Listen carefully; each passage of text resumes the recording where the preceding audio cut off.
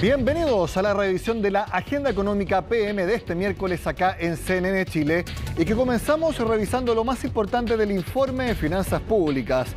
Durante esta semana que marca la discusión presupuestaria en su comienzo, siempre los gobiernos entregan el último detalle, el último balance de los números fiscales. Se partió el lunes con el estado de la hacienda pública y continuó este miércoles con el informe de las finanzas públicas. Y aquí se confirmó nuevamente que 2022, después de 15 años, por primera vez habrá una reducción en la deuda pública. Esto no va a continuar porque el próximo año seguirá aumentando, pero la idea es que se estabilice lo más cerca posible de 40% desde 2026 en adelante. Es parte de los que no cuenta Belén Vázquez. Mejores proyecciones para el cierre de 2022, algunos ajustes para el próximo año y detalles del presupuesto. Esos fueron los ejes principales del informe de finanzas públicas del tercer trimestre, presentado ante la mirada atenta de los legisladores.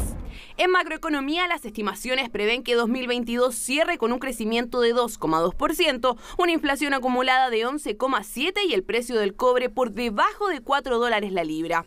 Algo muy relevante es que habrá superávit de 1,9% en términos efectivos y de 0,6% a nivel estructural, y además por primera vez en 15 años Chile verá una reducción de la deuda pública. Esto no es una proyección, no tiene que ver con supuestos de crecimiento futuro, sino que tienen que ver con los datos que podemos estimar de aquí a fin de año, dado el presupuesto que tenemos, la ejecución que llevamos. ¿Cuál es el nivel de deuda óptima, más que simplemente cuál es el nivel de deuda prudente? Para 2023 el escenario es distinto. La actividad caerá 0,5%, asociado principalmente al menor crecimiento del PIB minero. La inflación debería cerrar en torno a 6,3%, casi la mitad de este año, y el precio del cobre seguirá cayendo a $3,6 la libra. Eso sí, vuelven los déficits fiscales. A nivel efectivo sería de 2,7% y estructural de 2,1%. La proyección de deuda bruta, en tanto, es que llegue a 38,7% del PIB. Además de la estabilización que se produce, esa estabilización es observable en los distintos escenarios alternativos que hoy día manejamos. El informe también dio cuenta de algunos lineamientos para el presupuesto, cuyo foco está puesto en reactivación económica, seguridad y protección social. Por lo mismo, las asignaciones de recursos responden a los objetivos que busca relevar el Ejecutivo. Economía tendrá un 15% más de presupuesto que el año pasado para poder fomentar la productividad. Trabajo contará con alza de 19% para financiar la PGU e Interior sube casi 5% para fortalecer a las policías. Destaca también la cartera de deportes, que tendrá 86% más de recursos a propósito de los Juegos Panamericanos. Sin embargo, no todos quedan conformes con la distribución. Como también hemos hablado de estos nuevos programas que van a distribuir fondos en distintos ministerios, y esa distribución de fondos también explica en gran medida, no en su totalidad, los aumentos también que uno ve en energía, en ciencia, en medio ambiente. Lo que se ha planteado y estamos revisando para salud es claramente insuficiente. Y no estamos hablando ni de fierro ni cemento, que son las infraestructuras, que por cierto son necesarias.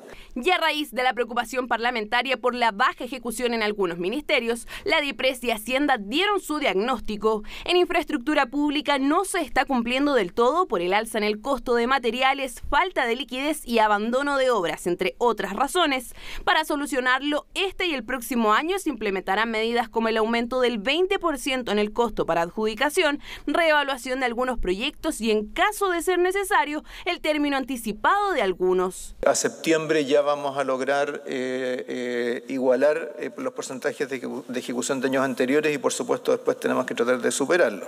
Adicional a la reducción de glosas, la mitad de los programas con objeciones técnicas verán una rebaja en sus recursos o derechamente no se les asignará.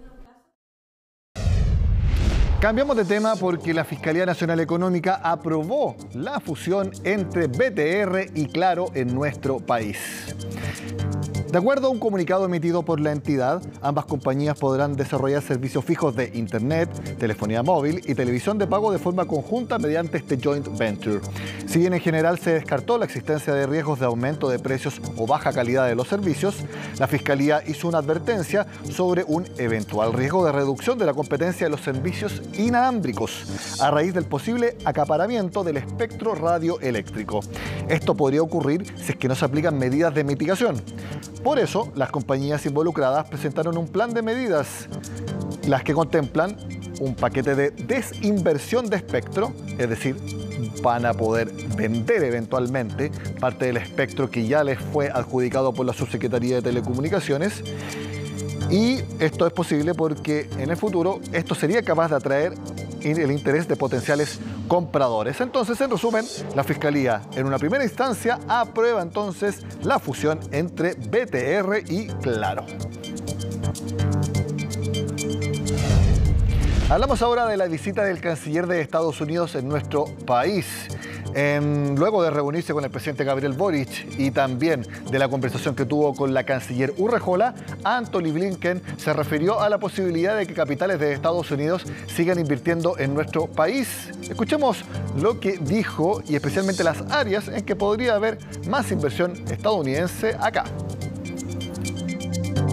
Estados Unidos es una de las principales fuentes de inversión extranjera directa en Chile. Nosotros estamos convencidos de que esta relación económica puede crecer todavía más. Hay áreas en las que trabajando juntos podemos incrementar sustancialmente el comercio y la inversión. Por ejemplo, la alianza que estamos diseñando juntos se concentra en cosas como crear cadenas de suministro robustas en el hemisferio. Vemos un futuro en el que podamos trabajar e invertir juntos, también aquí en Chile, en energías limpias, en tecnologías limpias y en trabajos verdes. Ese es el futuro y Chile está muy bien posicionado para generar muchos de estos empleos. De esto hablamos hoy y estamos viendo maneras de generar más inversión estadounidense. Ya hemos mucho, por ejemplo, con la energía solar, como decía antes, pero queda más por hacer.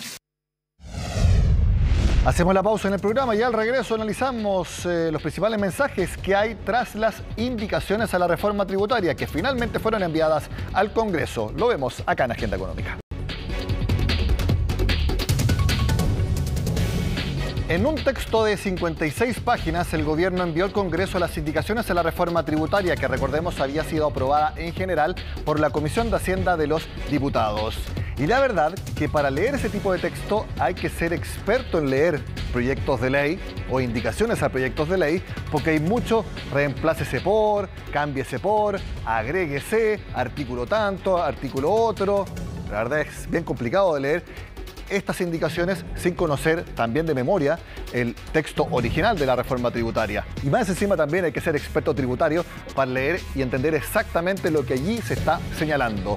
Por eso hemos preferido que en esta ocasión sea Juan Pablo Cabello, abogado tributario que nos ha acompañado en otros momentos de esta reforma tributaria, para que nos explique cuáles son los principales cambios que hay en estas indicaciones. Juan Pablo, gracias por estar en Agenda Económica.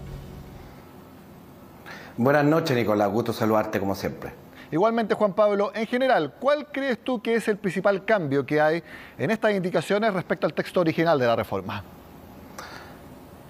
Bueno, hay varios cambios que son los que ya había planteado el ministro en el Congreso y es un popurrí de modificaciones en distintas materias. No atacan o no cambian el centro o los conceptos principales del proyecto, pero vienen cosas interesantes.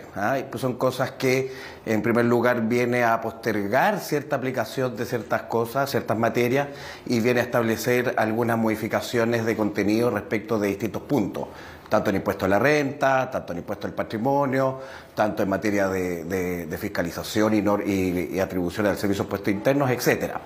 Por ejemplo, un punto relevante es que, como sabemos, hoy día tenemos un tratamiento del impuesto a las pymes de una tasa transitoria de un 10% y que eso va a mutar a un 25%.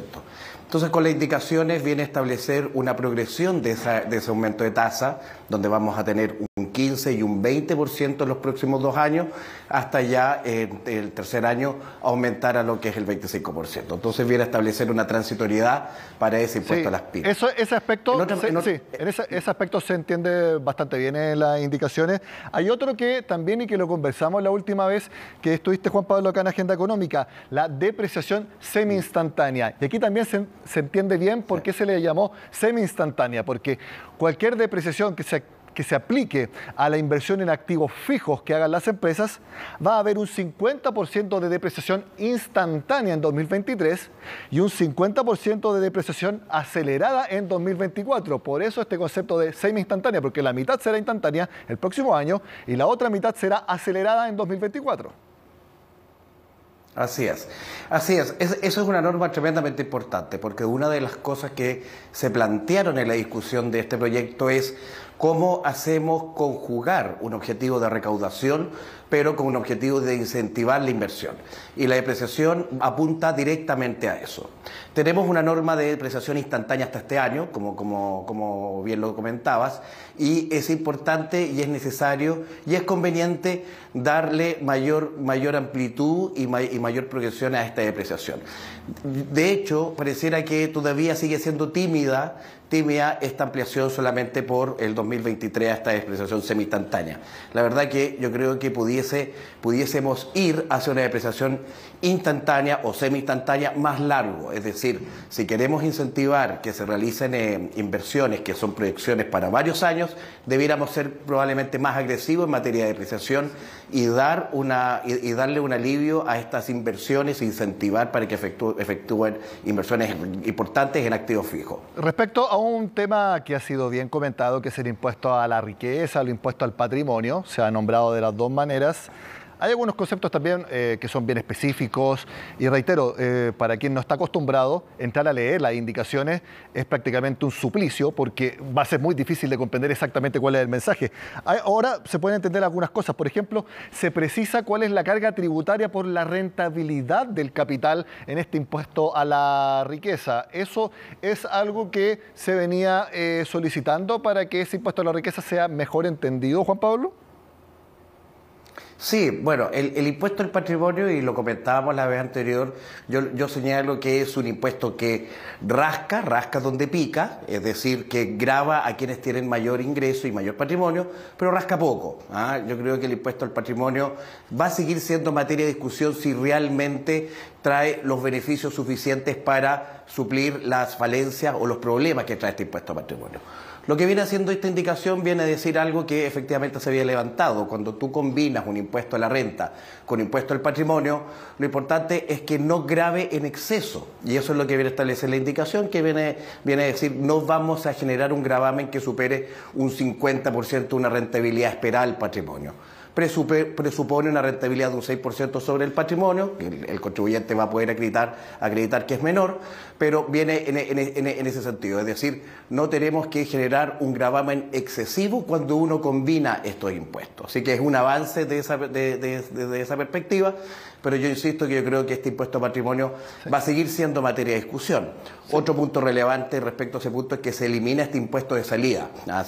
Si recuerdas, en el proyecto original Exacto. venía a establecer que quienes perdían la residencia tributaria tenían que pagar un impuesto de salida. Eso se elimina porque efectivamente era bastante distorsionador dentro de las políticas de movimiento y de recambios de residencia. Sí, hay harto alusión a la residencia, al domicilio dentro de Chile o fuera también de la persona o el contribuyente en ese sentido. Entonces, uno de los puntos importantes es que este exit tax entonces queda afuera. Queda efectivamente afuera. Otro punto importante también es que hay cambios en la tributación por los arriendos de inmuebles. Recordemos que esa es una exención que se iba a eliminar y solamente iba a mantenerse para personas mayores de 65 años hasta que tuvieran 2 departamentos como máximo. Ahí también tenemos algunos cambios, Juan Pablo. Efectivamente, el proyecto original lo que viene a hacer es eliminar completamente los beneficios de exención de impuesto a la renta a los arriendos de los DFL2. Y esa eliminación tuvo una discusión relevante en la Cámara de Diputados, en la Comisión de Hacienda, y se recogió en estas indicaciones un planteamiento efectuado por algunos parlamentarios de mantener la exención a los adultos mayores, es decir, aquellas personas, en este caso mayores de 65 años, pero con un límite de 2 DFL2 y también con un límite de exención y para aquellos que no tengan sobre cierto nivel de renta. Entonces se recoge un requerimiento de algunos diputados para efectos de mantener la exención solamente en ese sector. También hay algunos aspectos sobre lo que se denomina impuestos personales postergados. ¿A qué se refiere? Bueno, eso es un punto muy importante porque se establecía en el proyecto un impuesto sobre las utilidades acumuladas en las sociedades de inversión, le voy a denominar así, son sociedades de rentas pasivas en estricto rigor, que es un tipo de interés por el impuesto personal postergado por no retirar las utilidades. Entonces se establecía una tasa sobre todo el monto de las utilidades y lo que viene a hacer la indicación es darle mayor razonabilidad a eso, estableciendo que va a ser un impuesto sobre el impuesto postergado, es decir, sobre el 22% de las utilidades. Es decir, se acerca más a lo que efectivamente es un tipo de interés sobre el impuesto postergado, lo que da bastante razonabilidad y era efectivamente una modificación que tenía que venir. También me acuerdo, y lo conversamos, es que había muchas dudas y críticas respecto al uso de las llamadas pérdidas tributarias. Eso también se acotó en estas indicaciones porque acá en el programa el ministro de Hacienda señaló que se iba a hacer precisamente una acotación bastante importante en ese aspecto. Lo único que hace la indicación es postergar esta limitación de uso de pérdida. Es decir, lo que viene en el proyecto, es decir, se va a ocupar la pérdida, no va a haber límite de uso en las pérdidas tributarias acumuladas en la empresa y se va a poder ocupar hasta el 50% de las rentas del año que van a estar afecto a impuestos. Eso se le da una postergación para efectos de que empiece a regir en propiedad recién a contar del 2027 y se va a poder ocupar un 80%, después un 50%. Es decir, no hay una modificación en estas indicaciones al objetivo que se busca, sino que solamente una postergación en la vigencia concreta de esa modificación. Y Juan Pablo, es solo una postergación porque me acuerdo cuando lo dijo acá en el programa Mario Marcel, de que también iba a haber un cambio en la base que se utilizaba para calcularlo. ¿En eso no hay ningún cambio? No, solamente va en el sentido de que ese uso respecto al 50% va a ser aplicable a contar del 2027.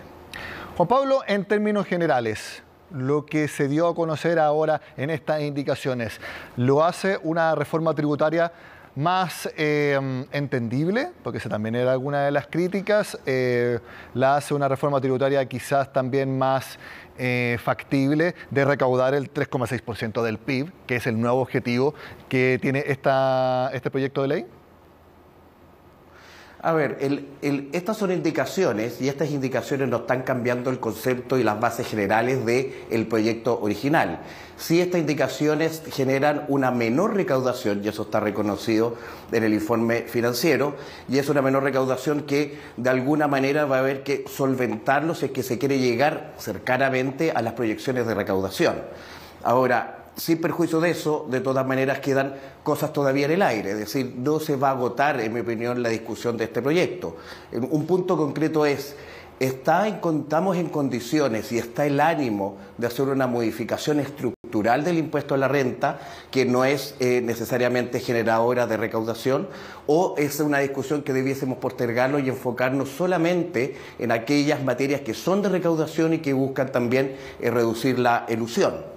Un punto importante es que está pendiente todavía los llamados impuestos verdes. Hay un proyecto pendiente ahí y un punto, y donde hay plata en la mesa y del cual no se ha tomado todavía en consideración, es lo relativo al impuesto al diésel, que es políticamente muy complejo tratarlo, pero efectivamente el impuesto al diésel es algo que debiese subir, debiese a lo menos acercarse a las bencinas, y eso generaría una recaudación importante. Ahora, pero es un proyecto que todavía está pendiente. Sí, pero como desde el punto de vista del contribuyente y ustedes que los asesoran, ¿cómo queda ahora el proyecto con estas indicaciones? No sé si la palabra es mejor, pero al menos más simple. porque el hecho de que cada persona puede tener su opinión si está bien aplicada el alza, si corresponde o no, eso puede ser una opinión un poco más personal, pero en términos de simpleza, de que sea una reforma tributaria lo más entendible por nosotros los contribuyentes. Si hay algo que no es, y esta modificación, y generar las modificaciones, pero también esta, si hay algo que no es simple. No es simple. Efectivamente, hay modificaciones que son relevantes, modificaciones que se esperaban, pero en ningún caso podemos decir que esto termina convirtiendo en una reforma simple.